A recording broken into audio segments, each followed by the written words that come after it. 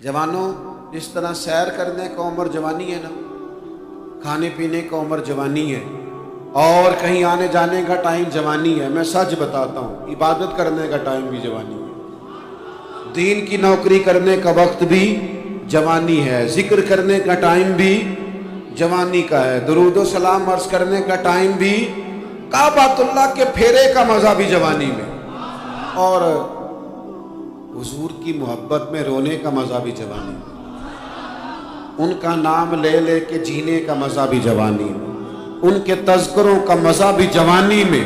وقت ضائع نہ کرے، ادھر ادھر نہ گزار۔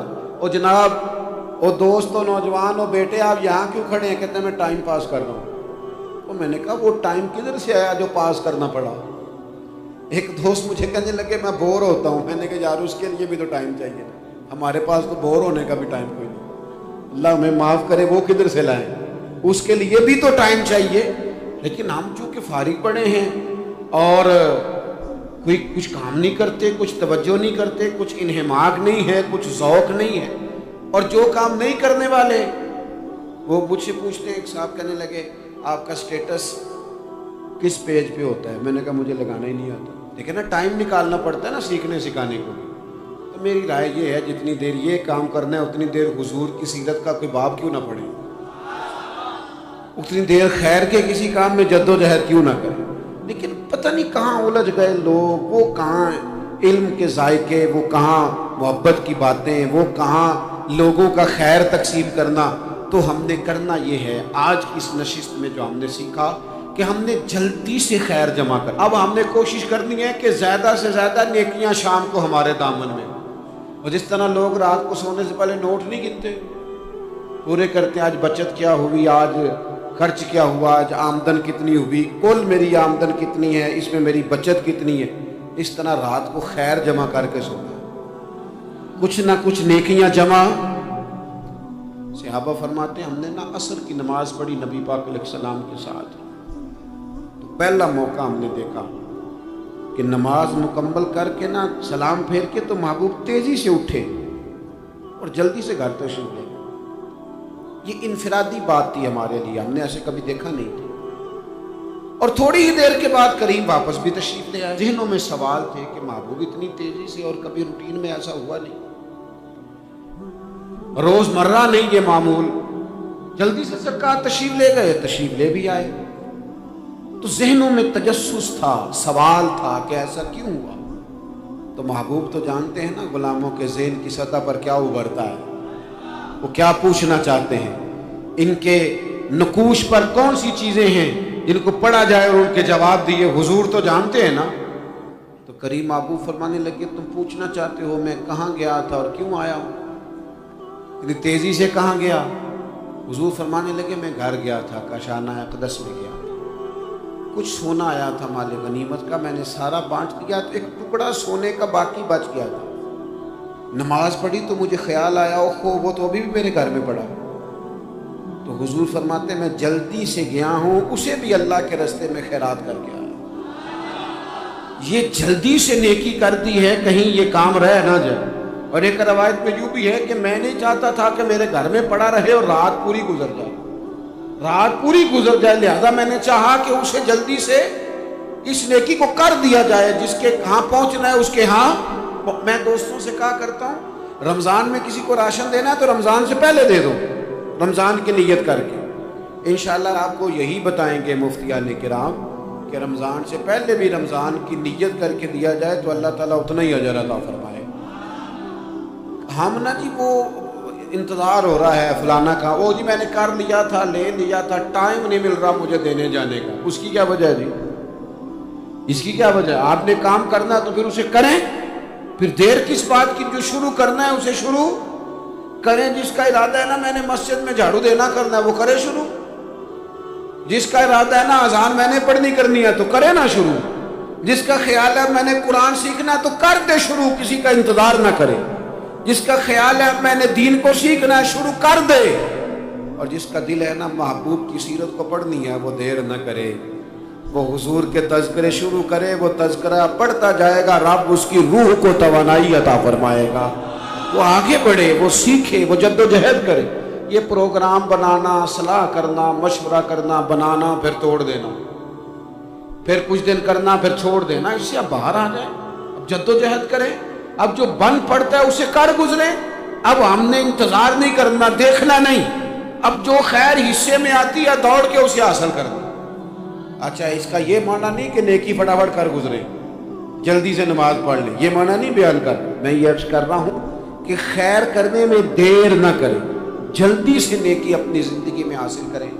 میں آپ سے عرض کروں، میں بہت سارے لوگوں کو دیکھتا ہوں، ان کا زیادہ وقت مشاورت میں گزرتا ہے، اور بالخصوص نوجوان نسل تو ہے ہی مشوروں میں یہ کر لوں کہ نہ کروں، اور پھر وہ زیادہ مشورے جو لوگ کرتے ہیں نا، وہ ذہنی طور پر زیادہ الجھاؤ کا شکار ہو جاتا ہے۔ کسی آدمی کا خیال ہوتا ہے نا، میں اچھا لگنا چاہتا ہوں، وہ اچھے کپڑے پہن لیتا ہے، پھر وہ پوچھتا پھرتا ہے کیسا لگ رہا ہے، تو 99 لوگوں نے کہا ٹھیک لگ رہا ہے، صرف ایک نے کہا یار ذرا ٹھیک نہیں سے، وہ گیا کام سے، کیونکہ وہ 100% نمبر لینا چاہتا ہے۔ آپ نے جو کرنا ہے اسے شروع کر دیں، آپ اتنی حمایت کی طرف نہ دیکھیں کہ سارے ہی سپورٹ کریں گے تو پھر ہی آگے بڑھیں۔ سارے کہاں سپورٹ کرتے ہیں، کچھ لوگ تو ملامت بھی کرتے ہیں، کچھ تو برا بھلا بھی کہتے ہیں، کچھ تو یہ بھی کہتے ہیں تو نے یہ کیا شروع کر دیا ہے، لیکن یہ کر یار دے نام دا ملے مینا،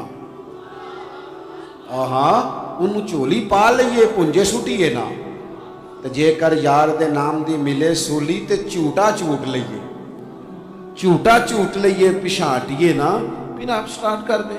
پھر کیا یہ ساری عمر سوچنا، ایک قدم آگے اٹھایا تو پھر پیچھے کر لیا، تو دوسرا اٹھایا تو پھر پیچھے کر لیا، تو میرا ارادہ ہے، تو میرا پروگرام ہے، تو میں کروں گا، جو کرنا ہے اسے کریں، پھر اس کو سٹارٹ کریں۔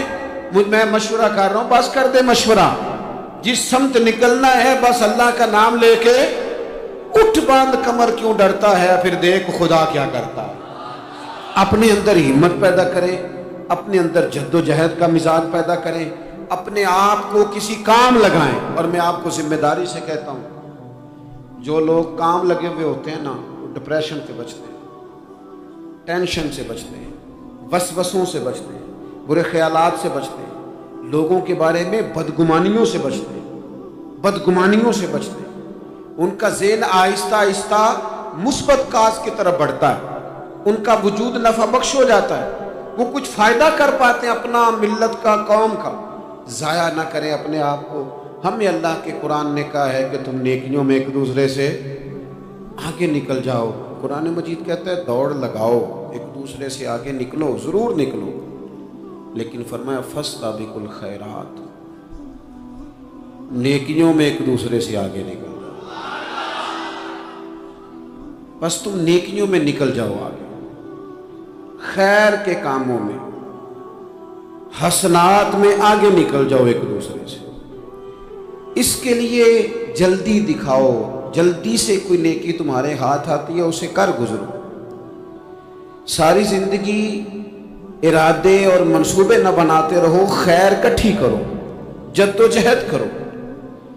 ایک تو ہم سب جانتے ہیں کہ وقت کب آ جائے گا اس کا پتہ کوئی نہیں، خدا نخواستہ صحت کب ساتھ چھوڑ جائے گی اس کی خبر کوئی نہیں، اعصاب کب کمزور ہو جائیں گے جانتے نہیں، کس وقت زندگی میں کون سا موڑ آ جائے گا سمجھ نہیں آتی، صحت، حافظہ، کس وقت کس سمت نکل جائے گا پتہ نہیں چلتا۔ تو ہمیں حکم دیا گیا کہ تم جلدی کرو، اور نبی پاک علیہ السلام نے صراحت اور وضاحت کے ساتھ فرمایا کہ غنیمت سمجھ لو، غنیمت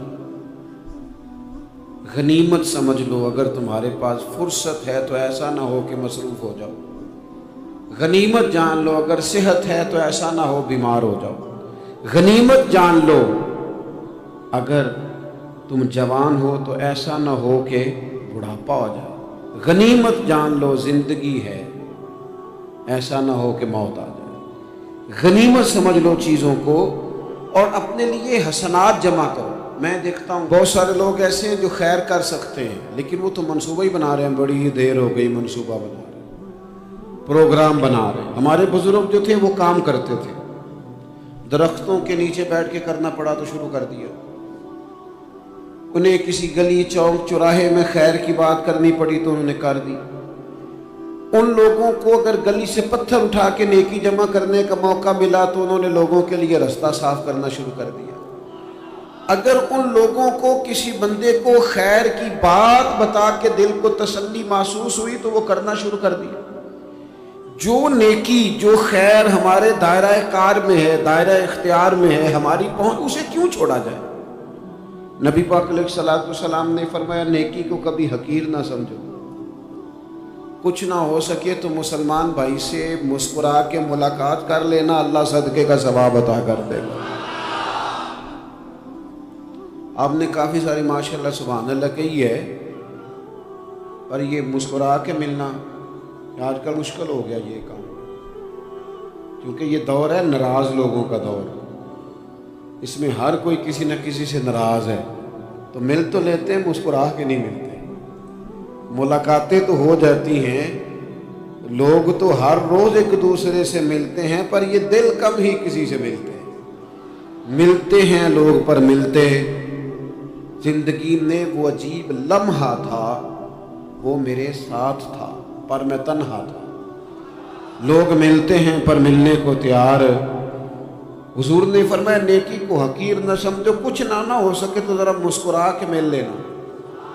کیا معنی ہے؟ کسی سے ملنا تو راضی ہو کے ملنا۔ یہ جو مزاجوں میں گھٹن ہے کبھی اور بلا وجہ کی ہے، بعض جگہوں پہ کوئی اس کا کوئی شرعی پس منظر نہیں، کچھ نہیں، بلا وجہ۔ نیکیوں میں ذرا جد و جہد کی جائے، کوشش کی جائے، حصول حسنات میں کوشش کی جائے۔ ہم نہ بڑے سست ہیں، دنیا کے معاملے میں چست ہیں اور خیر کٹھی کرنے میں سست ہیں۔ جلد از جلد آپ دیکھیں ہمارے بزرگوں نے بہت زیادہ کام کیا، بہت زیادہ۔ اس کی وجہ یہ تھی کہ وہ دوسروں کے کام پہ نہیں توجہ دیتے تھے، اپنے کام پہ توجہ دیتے۔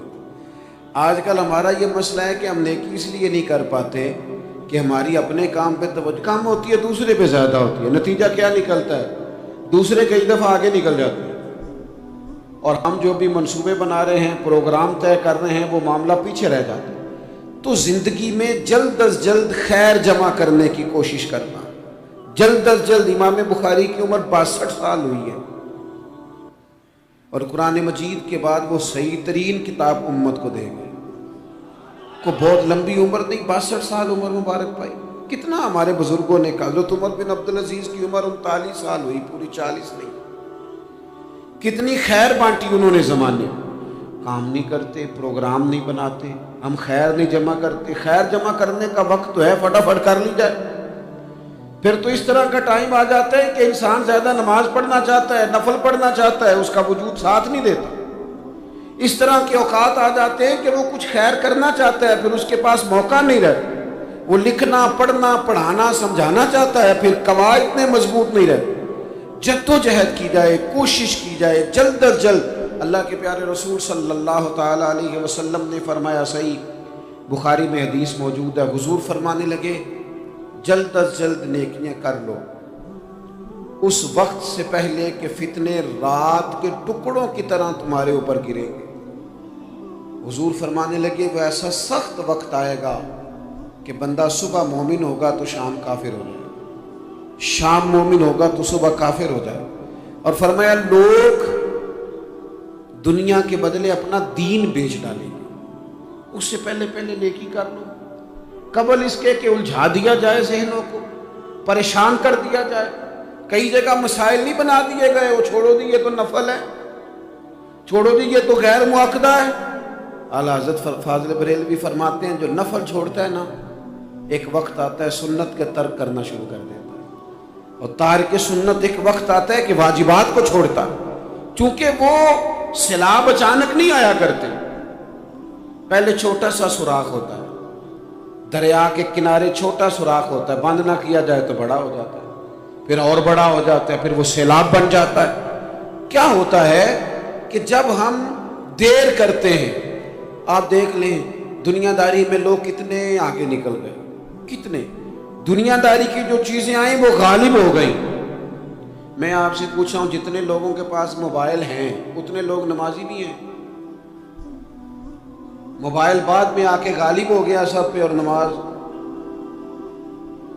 آپ یہ ایوریج نکالے نا، جتنے لوگ فیس بک پہ ہیں اتنے لوگ دینی تعلیم کے میدان میں بھی ہیں، پڑھنے پڑھانے کا مزاج بھی رکھتے ہیں۔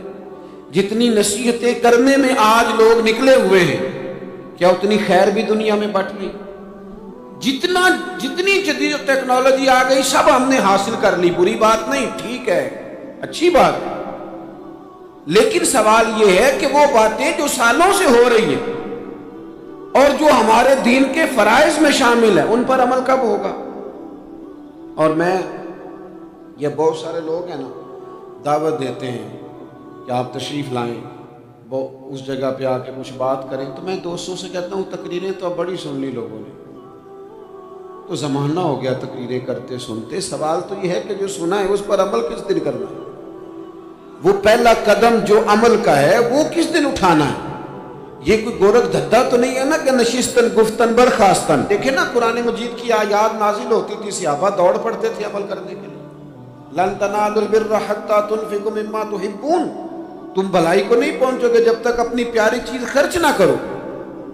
تو یہ آیت ہم نے بھی سنی ہوئی ہے، میں آپ سے ہاتھ نہیں اٹھواتا، آپ خود اپنے آپ سے پوچھیں، میں اپنے آپ سے پوچھتا ہوں کب پیاری چیز لا کے خرچ کی ہم نے اللہ کے راستے میں؟ لیکن جب نازل ہوئی تھی تو عبداللہ ابن عمر کو گھوڑا پیارا تھا، انہوں نے فوراً لا کے پیش کر دیا تھا۔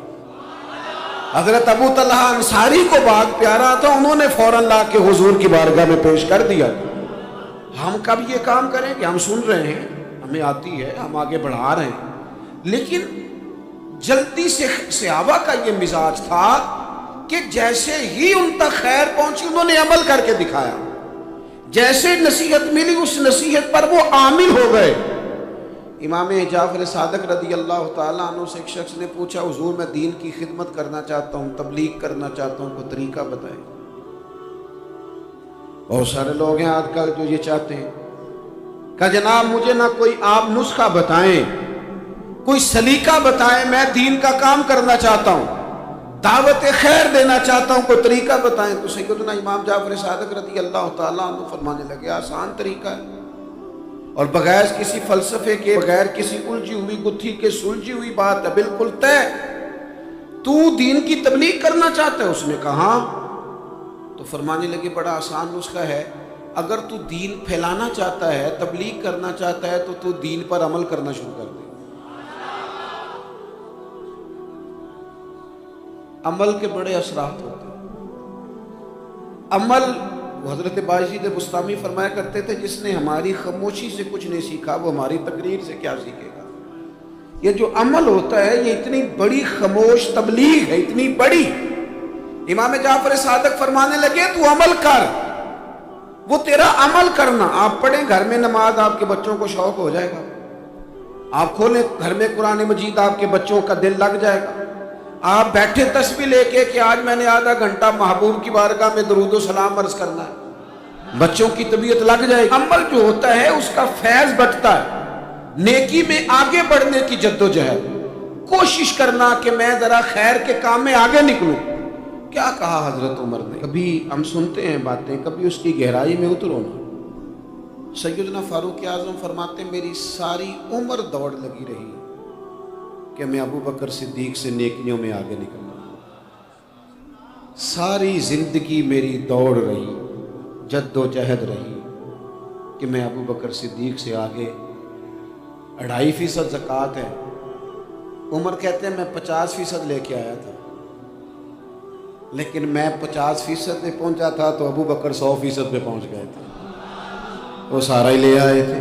میری دوڑ رہی، جد یہاں بھی دوڑ ہے، میری عزت کرو، میرے آنے پہ کھڑے ہو جاؤ، معاذ اللہ میرا اکرام کرو، میں فلاں صاحب ہوتا ہوں، قبیلے میں، برادری میں، سوسائٹی میں، سماج میں یہ نام رکھتا ہوں، میں فلاں سیاسی، سماجی، فلائی، رفائی تعارف رکھتا ہوں، میرا فلاں معاملہ ہے۔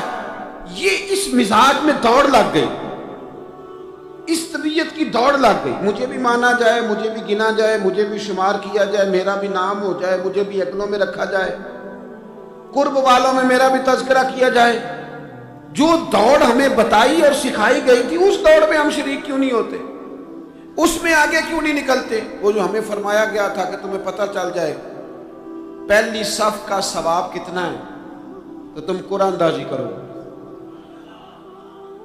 تو یہ قرآن اندازی کس دن ہونی ہے؟ یہ والی قرآن اندازی کس دن ہونی ہے؟ لیکن وہ قرآن اندازیاں تو ہو رہی ہیں عمرے کے ٹکٹ کی، اتنے عمرے کے ٹکٹ، اتنے عمرے کے، اچھی بات ہے، اس کی بھی کوئی مخالفت نہیں، لیکن جو کام جس میں آگے بڑھنا تھا، جس میں جد و جہد کرنی، جس میں دوڑنا تھا، جس میں کاوش کرنی، اس میں تو ہم پیچھے ہیں۔ زندگی اتنی تیزی سے گزر رہی ہے، آپ یقین کریں پیچھے پلٹ کے دیکھتے ہیں تو پتہ ہی نہیں چلتا کتنے سال بیت گئے۔ بھی ایسے لگتا ہے کل ہی تو ابھی داخل کرایا تھا گھر والوں نے اسکول میں، ابھی اگلے دن کی بات ہے دارالعلوم میں داخل ہوئے تھے اور اتنے سال بیت گئے، اتنا وقت گزر گیا۔ ہم عجیب مزاج کے لوگ ہیں، یہ چاہتے ہیں کہ ہمارے بچے بڑے ہو جائیں، یہ نہیں چاہتے کہ ہم بوڑھے ہو جائیں۔ دیکھیں اگر بچے بڑے ہوں گے تو لازمی نتیجہ ہے کہ ان کے بڑے، لیکن ہم دونوں باتوں میں اپنا مزاج رکھتے ہیں، بچے بھی بڑے چاہیے ہمیں اور ہم خود بھی اپنے آپ کو بوڑھا تسلیم کرنے کو تیار ہے۔ ماشاءاللہ جی میرا بیٹا جوان ہو گیا، تو جناب آپ کیا ہو گئے ہیں؟ آپ بھی تو بتائیں نا، آپ کہاں پہنچ گئے؟ وہ کیا دور تھا جب کہتے تھے میرے بیٹے کو میرا جوتا پورا آنے لگا ہے۔ جیسے جیسے بچے بڑے ہوتے تھے والدین کے لہجے میں ٹھہراؤ آتا تھا، ان کی 5 نمازوں کے ساتھ تہجد بھی شروع ہوتی تھی، اشراق اور چاشت بھی شروع ہوتی تھی۔ وہ چاہتے تھے کہ ہمارے بچے ہمیں زیادہ سے زیادہ خیر کرتا دیکھیں، وہ اپنے لفظوں پر، جملوں پر، زبانوں پر، انداز پر کنٹرول کرتے۔ میاں بیوی ایک دوسرے سے کہتے تھے اب لڑنا نہیں ہے، بچے اثر قبول کرتے ہیں، بڑے ہو گئے، اب ہمیں ماحول اور طرح کا بنانا ہے۔ کب آگے نکلیں گے نیکیوں میں؟ کب ہم جد و جہد کریں؟ کب ہم یہ والا کام کریں گے کہ نہیں اب مجھے سنور جانا چاہیے، نہیں اب میرے اندر مثبت تبدیلی آنی چاہیے، نہیں اب مزاج میں حلم، بردباری، وقار، وفاداری، یہ چیزیں مجھے پیدا کرنی چاہیے؟ کب بچپنا ختم ہوگا؟ تو کسی درویش نے کہا تھا نا کہ میں نے 22 سال کے بوڑھے دیکھے اور میں نے 65 سال کے بچے دیکھے۔ کہا جناب کیا معنی؟ کہنے لگے معنی یہ ہے کہ بزرگی سمجھ کے ساتھ ہوتی ہے، عمر کے ساتھ تھوڑی ہوتی ہے۔ وہ تو سمجھ کے ساتھ ہے، جس دور میں سمجھ آ گئی، شعور آ گیا، سمجھ گئے بات کو۔ ورنہ بعض لوگ معذرت کے ساتھ بعض لوگ ساری زندگی سمجھدار ہونے کو تیار ہی نہیں ہیں۔